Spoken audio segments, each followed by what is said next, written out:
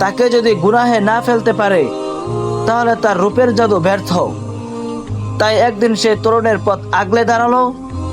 মিষ্টি কথা, সাজসজ্জা আর কুপ্রস্তাব সবকিছুই কাজে লাগালো, কিন্তু তরুণের বিনয়ের সাথে ফিরিয়ে দিল।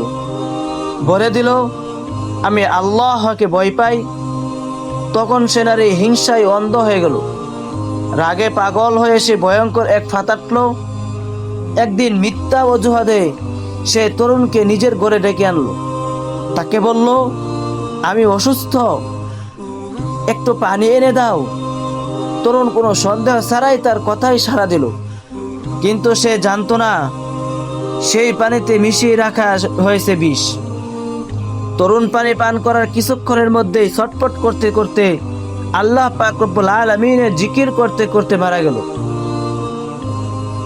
তাকে হত্যা করে সেই নারী ভেবেছিল কাজ শেষ, কোনো সাক্ষী নেই,